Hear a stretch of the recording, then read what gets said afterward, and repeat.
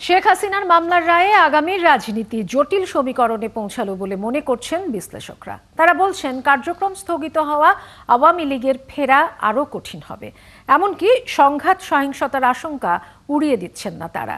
আর এই রায় ভবিষ্যৎ রাজনীতির জন্য এক ধরনের বার্তা বলেও মনে করেন রাজনৈতিক বিশ্লেষকরা। সৈকত সাদিকের প্রতিবেদন। আন্তর্জাতিক অপরাধ ট্রাইব্যুনালের রায় স্বাভাবিকভাবে প্রত্যাখ্যান করেছে কার্যক্রম নিষিদ্ধ আওয়ামী লীগ। জামায়াত, এনসিপি ও বিএনপি ন্যায় বিচার হিসেবে দেখছে শেখ হাসিনার বিচার ও দণ্ডকে। অন্তর্বর্তী সরকারও রায়কে সুবিচার হিসেবেই আখ্যা দিয়েছে। আজকে বাংলাদেশের মাটিতে ন্যায় বিচার প্রতিষ্ঠার শ্রেষ্ঠ ঘটনা ঘটেছে। দেশের ইতিহাসে প্রথম কোনো প্রধানমন্ত্রী সর্বোচ্চ সাজা পেলেন। এই সাজার এক বছর আগে যিনি জেএনজি গণঅভ্যুত্থানে ক্ষমতা হারান। ফলে এই রায় কোন দিকে নিয়ে যাবে রাজনীতিকে? আওয়ামী লীগ এবং নির্বাচন, এই দুটোকে ঘিরে বাংলাদেশের রাজনীতিতে একটা বড় ধরনের সহিংসতা হলেও হতে পারে। যে মানে বক্তব্যগুলো বিশ্লেষণ করলে আমরা দেখতে পাই, সেটি হলো যে এক হলো যে বাংলাদেশে তো নিশ্চিতভাবে বলা যায় এখন 30-35% ভোটার আছেন যারা আওয়ামী লীগ সমর্থক। সামনে যে রাজনীতি আমরা দেখতে পাচ্ছি সেটা অনেকটাই আরো জটিল আকারে ধারণ করবে। আগামী নির্বাচন প্রতিহতের ঘোষণা দিয়ে রেখেছে কার্যক্রম নিষিদ্ধ রাজনৈতিক দলটি। আবার রায় ঘিরে কয়েকদিন ধরে রাজপথ উত্তপ্ত করারও চেষ্টা করছে তারা।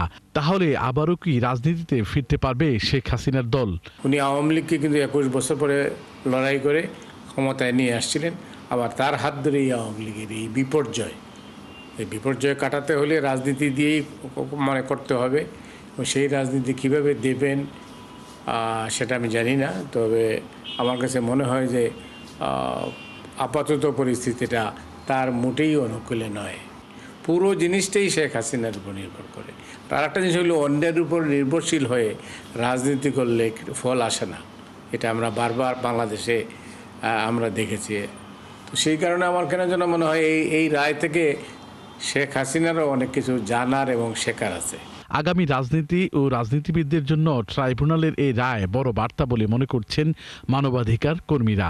এইটার প্রভাব রাজনীতিতে পড়ার কোনো সুযোগ নাই। অপরাধ করলে তো তার বিচার হবে, তাকে তো রাজনীতিবিদ হিসাবে বিচার করা হয়নি। অবশ্যই ভবিষ্যতের জন্য এটা একটা বড় ধরনের বার্তা, যাতে ভবিষ্যতে রাষ্ট্র যারা পরিচালনা করেন, দেশ যারা পরিচালনা করবেন, তারা যাতে এরকম স্বৈরাচার হয়ে না ওঠেন, সেইটার কঠিন বার্তাটি এই বিচারের মধ্য দিয়ে প্রকাশিত হয়েছে। ভবিষ্যতে ফ্যাসিবাদ বিরোধী রাজনৈতিক দল ও জনগণের ঐক্য সংহত না থাকলে সবকিছু পাল্টে যেতে পারে বলেও মনে করেন বিশ্লেষকরা। সৈকত সাদিক, ৭১, ঢাকা। আন্তর্জাতিক অপরাধ ট্রাইব্যুনালে সাজার পর শেখ হাসিনার দুর্নীতির একটি মামলায় এ মাসেই রায় হতে পারে। পূর্বাচলে প্লট জালিয়াতির ওই মামলায় যুক্তিতর্ক শুরু হবে 23শে নভেম্বর। আইনজীবী জানান এই শুনানি চলতে পারে 2 থেকে 3 দিন, তারপরই আসবে রায়। আর গুম খুনের অভিযোগ সহ 3 মামলা চলমান আছে ট্রাইব্যুনালে। বিস্তারিত জানাচ্ছেন মাইনুল মারুফ। We have decided to inflict her with only one sentence, that is sentence of death. July মানবতাবিরোধী অপরাধের দায়ে ক্ষমতাচ্যুত প্রধানমন্ত্রী শেখ হাসিনার মৃত্যুদণ্ড ও সম্পত্তি বাজেয়াপ্তের রায় দিয়েছে আন্তর্জাতিক অপরাধ ট্রাইব্যুনাল। প্রসিকিউশন বলছে রায়ের নথি পাঠানো হবে জেলা ম্যাজিস্ট্রেটের কাছে, চিঠি পাঠানো হবে ইন্টারপোলেও। আইনে যেটা বলা আছে সেটা হলো ট্রাইব্যুনালের সকল রায় গভর্নমেন্ট এক্সিকিউট করবে। এখন এই রায়ের কপি যখন ডিস্ট্রিক্ট ম্যাজিস্ট্রেটের কাছে যাবেন, ওনারা সিদ্ধান্ত নেবেন যে এর কোন অংশ ওনারা কিভাবে কার্যকর করবেন। তাদের বিরুদ্ধে একটি গ্রেফতারি পরোয়ানার কপি সহ রেড নোটিশ জারির আবেদন করা আছে আমাদের আগেই।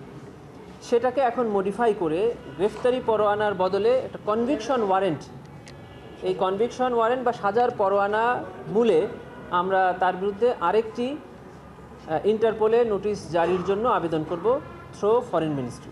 শেখ হাসিনার বিরুদ্ধে ট্রাইব্যুনালে চলছে আরও 3টি মামলার বিচার প্রক্রিয়া, যার মধ্যে গুমের 2 মামলায় আনুষ্ঠানিক অভিযোগ দাখিল করা হয়েছে। আর তদন্ত চলছে শাপলা চত্বরে গণহত্যার। যেটা শেষ হয়ে গেল, এটার বাইরে আর 3টি মামলা আছে। কোনটা? একটি হলো গত 15 বছর ডিজিএফআই এর যে বন্দিশালা অর্থাৎ জেআইসি, সেখানে যে গুম এবং নির্যাতন হয়েছে তার বিরুদ্ধে একটি মামলা। আরেকটি হলো র্যাবের টিএফআই সেলে যে নির্যাতনের অভিযোগ, তার একটি মামলা। এবং শাপলা চত্বর গণহত্যা, যেটাকে শাপলা চত্বর ম্যাসাকার বলা হয় 2013 সালে, সেই ঘটনার একটি মামলা। এই 3টি মামলা এখনও এই ট্রাইব্যুনালে ওনার বিরুদ্ধে বিচারাধীন। এদিকে বিচারিক আদালতে শেখ হাসিনা ও তার পরিবারের কয়েক সদস্যের বিরুদ্ধে প্লট দুর্নীতির মামলার বিচারও প্রায় শেষ দিকে। মামলায় 29 জনের জবানবন্দির মধ্য দিয়ে শেষ হয়েছে সাক্ষ্য গ্রহণ। আগামী 23 নভেম্বর হবে যুক্তিতর্ক উপস্থাপন, এরপরই রায়। দুর্নীতি দমন কমিশনের একজন প্রসিকিউটর জানান, এই মামলার অভিযোগ প্রমাণ হলে সর্বোচ্চ 14 বছরের সাজা হতে পারে শেখ হাসিনার। আমরা আশা করি এই মামলা সর্বোচ্চ শাস্তি আমরা আসামি শেখ হাসিনাকে দেওয়ার আশা রাখি এবং আবেদন রাখি আদালতের কাছে 14 বছরের সাজা সর্বোচ্চ। আর দুদক আইনে যে প্লট দুর্নীতি করছে সেটার জন্য তার 7 বছরের সাজা হবে এবং তার যে প্লট অবৈধভাবে নিয়েছেন সেটা বাজেয়াপ্ত, সরকারের অনুকূলে বাজেয়াপ্ত হয়ে যাবে এবং রাজুকের কাছে এটা চলে যাবেন। রাজুক এটা ইচ্ছাকালে পরবর্তীতে টেন্ডারের মাধ্যমে যাকে ইচ্ছা তাকে দিতে পারবে। এর আগে গত 31 জুলাই শেখ হাসিনা, রেহানা ও তাদের পরিবারের সদস্যদের বিরুদ্ধে পৃথক 6 মামলায় অভিযোগ গঠন করেন আদালত। এর মধ্য দিয়ে আনুষ্ঠানিক বিচার কাজ শুরু হয়। মানিউল মারুফ, 71, ঢাকা। বর্তমান অস্থির সময়ে যে রাজনীতিবিদরা পথ দেখাতে পারতেন তাদের অন্যতম মওদুদ আহমদ। দেশের এই ক্রান্তিকালে তার অভাব বোধ হচ্ছে, এই মন্তব্য করেছেন বিএনপি মহাসচিব মির্জা ফখরুল ইসলাম আলমগীর। সন্ধ্যায় রাজধানী গুলশানে একটি হোটেলে প্রয়াত বিএনপি নেতা ব্যারিস্টার মওদুদ আহমদের বইয়ের মোড়ক উন্মোচন অনুষ্ঠানে প্রধান অতিথি ছিলেন বিএনপি মহাসচিব। তিনি আরও বলেন, মওদুদ আহমদের রাজনীতি নিয়ে বিতর্ক থাকতে পারে, তবে তার ইতিহাস চর্চা নিয়ে কোনো বিতর্ক নেই। অনুষ্ঠানে প্রধান উপদেষ্টা প্রেস সচিব শফিকুল আলম বলেন, শেখ হাসিনার শাসনামলে গণমাধ্যম সহ সবই কম বেশি দূষিত হয়েছিল।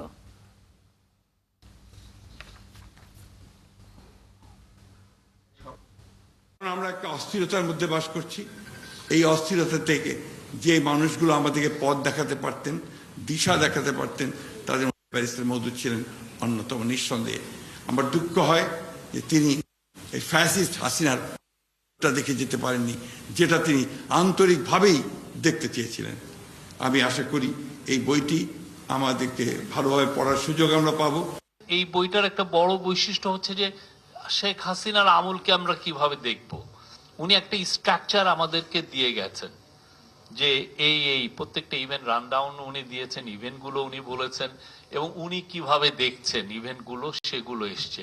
কিছু কিছু জায়গায় আপনার ডিফার হতে পারে। আমি অন্তত একটা জায়গায় আমি ওনার সাথে ডিফার করি, সেটা হচ্ছে উনি যেই নিউজ পেপারগুলোকে কোট করছেন সেই নিউজ পেপারগুলো আসলে কতটুকু নিউট্রাল ছিল। ত্রয়োদশ জাতীয় সংসদ নির্বাচনকে সামনে রেখে চূড়ান্ত ভোটার তালিকা প্রকাশ করেছে নির্বাচন কমিশন। দেশে বর্তমানে মোট ভোটার 12,76,95,183 জন। এদিকে নির্বাচনে প্রবাসীদের ভোট নিশ্চিতে উদ্বোধন করা হলো পোস্টাল ভোট বিডি অ্যাপের। ফারজানা আক্তারের প্রতিবেদন। ত্রয়োদশ জাতীয় সংসদ নির্বাচনকে সামনে রেখে চূড়ান্ত ভোটার তালিকা প্রকাশ করল নির্বাচন কমিশন। দেশে বর্তমানে মোট ভোটার 12,76,95,183 জন। চূড়ান্ত তালিকায় পুরুষ ভোটার 6,48,14,907 জন ও নারী ভোটারের সংখ্যা 6,28,79,042 জন। পুরুষ ভোটারদের বৃদ্ধির হার হচ্ছে 2.29% আর মহিলা ভোটারদের বৃদ্ধির হার হচ্ছে 4.16%। আমরা যেটা মনে করি সেটা হচ্ছে যে বাড়ি বাড়ি যাওয়া এবং নির্বাচনে যে আমরা বিভিন্ন সময় যে আপনার ভোটার তালিকাভুক্তির জন্য উদ্বুদ্ধকরণ এবং প্রচার প্রচারণা আপনাদের মাধ্যমে তাদেরকে জানানো ইত্যাদির প্রেক্ষাপটে এটা বেড়েছে বলে আমরা বিশ্বাস করি।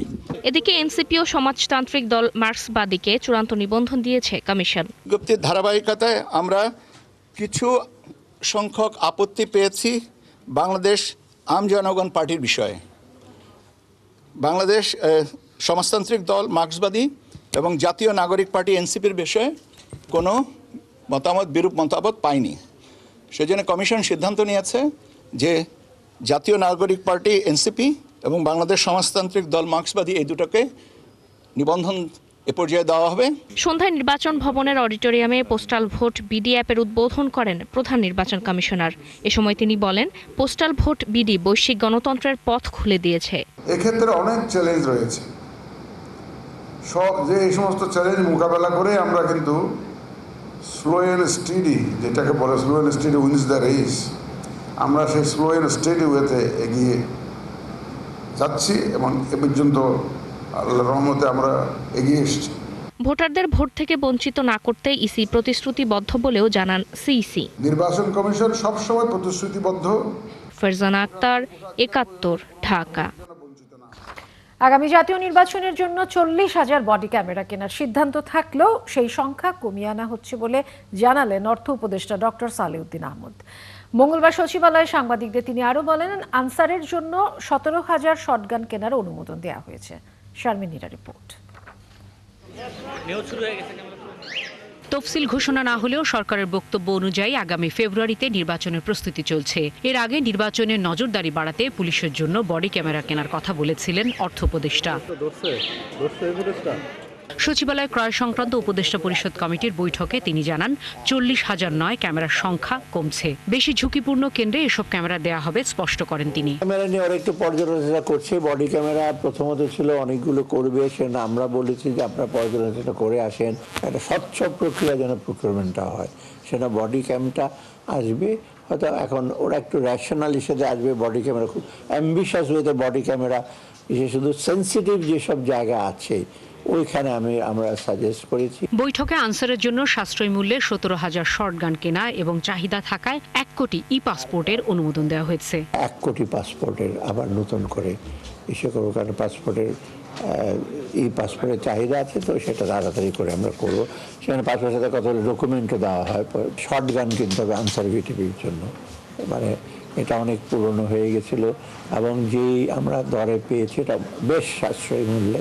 রোজার জন্য আমদানি পণ্য আনতে এলসি খোলার ব্যাপারে বাংলাদেশ ব্যাংক আগের চেয়ে নমনীয় বলেও জানান তিনি। রোজার আগেই সে চাল, গম এগুলো আনছে, আর বাকিগুলো ক্রমাগত করছে। আর আপনারা জানেন অলরেডি তো এলসি খোলার ব্যাপারে বাংলাদেশ ব্যাংকে তো একটু লিবারেল হয়েছে। এক প্রশ্নের জবাবে সালেউদ্দিন বলেন, সরকারের সার্বিক কাজে মোটামুটি সন্তুষ্ট আইএমএফ। তারা নতুন করে কোনো শর্ত দেয়নি। ওরা বলছে তোমরা ইউ হ্যাভ কন্ট্রোলড ইট। শারমিন নীরা, ৭১, ঢাকা। মঙ্গলবার দিনভর শান্ত ছিল রাজধানী ধানমন্ডি ৩২ নম্বরের পরিস্থিতি। সোমবার রাতে খনন যন্ত্র সরিয়ে নেওয়ার পর সকাল থেকেই মোতায়েন ছিল সেনা, পুলিশ ও বিজিবির সদস্যরা। তবে বেলা বাড়ার পর কোনো অপ্রীতিকর পরিস্থিতি তৈরি না হওয়ায় সরিয়ে নেওয়া হয়েছে পুলিশ ছাড়া সব বাহিনীকে। বিস্তারিত জানাচ্ছেন নাদিয়া শারমিন। মঙ্গলবার সকাল থেকেই ছিল পুলিশ, সেনাবাহিনী ও বিজিবির কড়া নিরাপত্তা। ৩২ নম্বরের রাস্তায় ঢুকতে দেওয়া হয়নি কাউকেই। আগের রাতেই অবশ্য সরিয়ে নেওয়া হয় এক্সকাভেটর বা খনন যন্ত্র দুটি। তবে বিকাল নাগাদ কোনো নিরাপত্তা ঝুঁকি তৈরি না হওয়ায় সরে যায় বাকি বাহিনীগুলো। উৎসুক জনতার অনেকে অবশ্য দিনভরই এসেছে আশেপাশে, তবে ভেতরে ঢুকতে দেওয়া হয়নি তাদের। বাচ্চা আর কি সবসময় আসে তো এখানে, এখন ওই কালকে দেখছে যে গন্ডগোল হচ্ছে, বাসার সামনে যে টিয়ার সেলুন মারা হয়েছে, এবং একটু দেখার জন্য আসছিল যে এখন কি অবস্থা, এটা দেখার জন্য, আর কিছু না। বুলডোজার আসছে তাই আমি দেখতে আসলাম। না এসে তো দেখতেছি ভালো, আইন শৃঙ্খলা বাহিনী ভালো কাজ করতেছে, কোনো সমস্যা নাই। এর আগে সোমবার মানবতা বিরোধী অপরাধ ট্রাইব্যুনালের মামলায় রায়ের পর বিক্ষোভকারীরা ৩২ নম্বরে দুটি এক্সকাভেটর নিয়ে যান। তবে সেনাবাহিনী ও পুলিশ বিক্ষোভকারীদের বাধা দিলে দফায় দফায় সংঘর্ষ হয় রাত পর্যন্ত।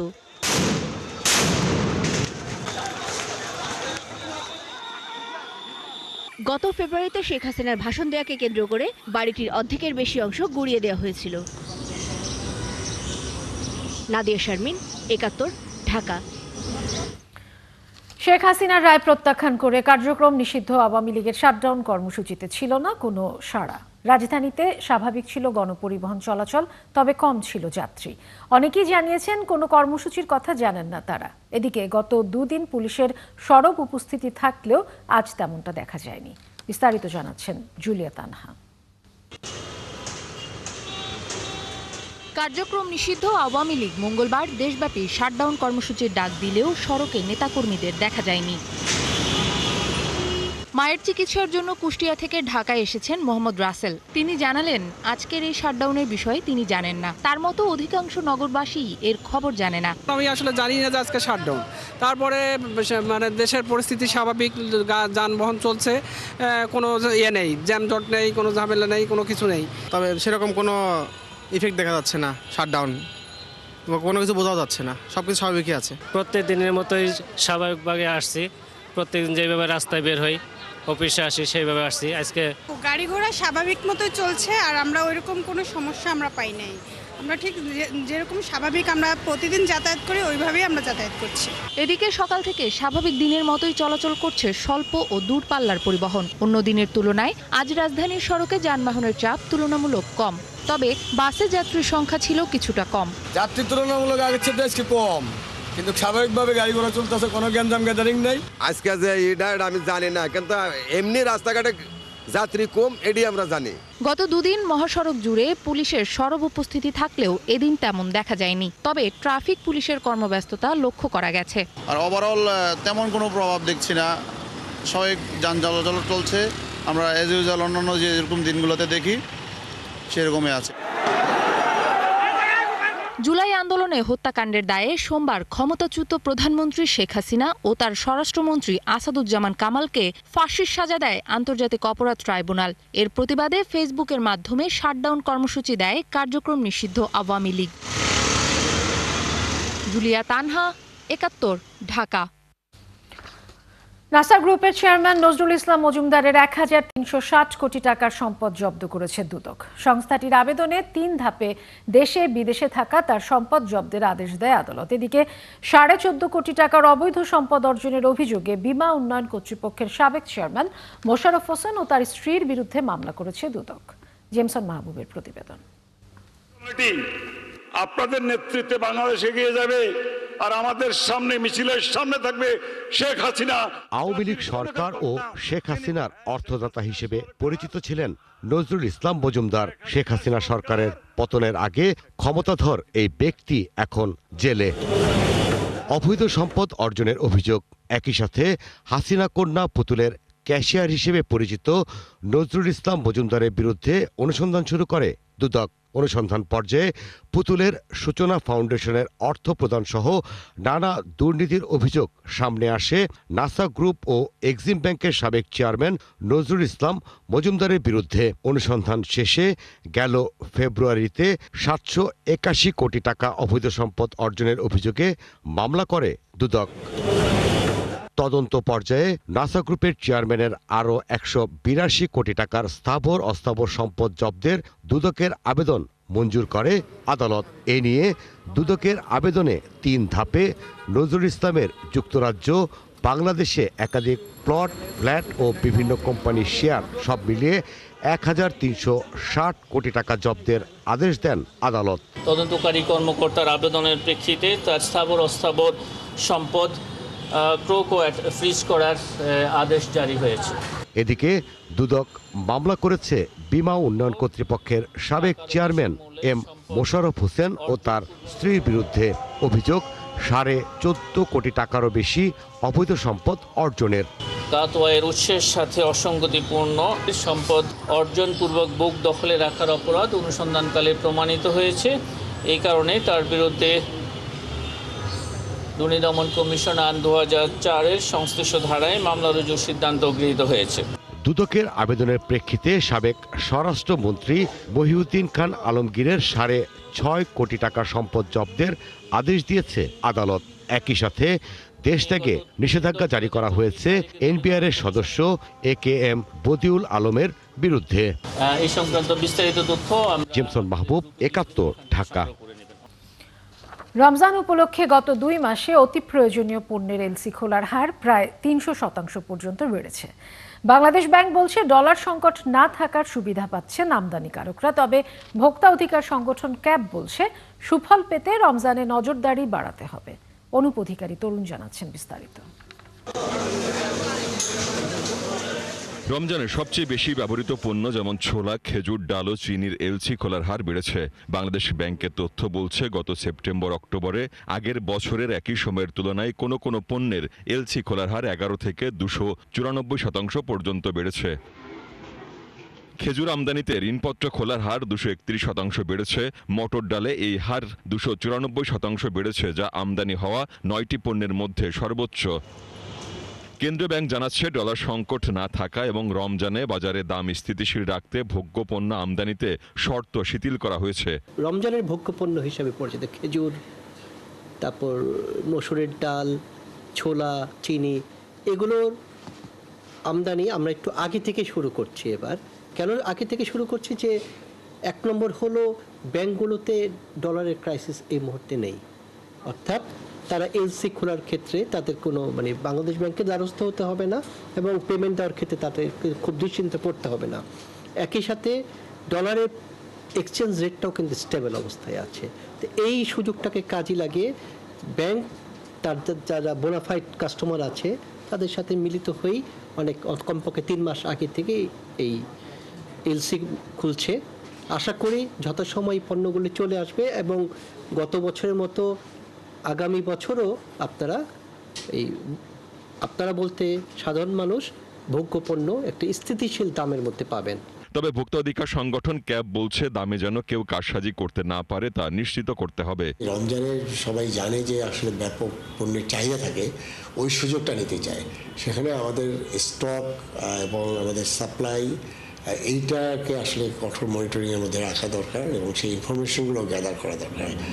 সেখানে আমি ইভেন আমাদের বিভিন্ন গোয়েন্দা সংস্থাকেও এখানে কাজ করতে বলবো যে এখানে বাজারের ট্রেন্ডটা কি, কারা এগুলো যদি করতে চায়। কারণ আপনি জানেন যে সামনে নির্বাচন আছে এবং নির্বাচনের পরে ওই সময় রমজানের সময় কিন্তু একটি সম্পূর্ণ নতুন একটি সরকার।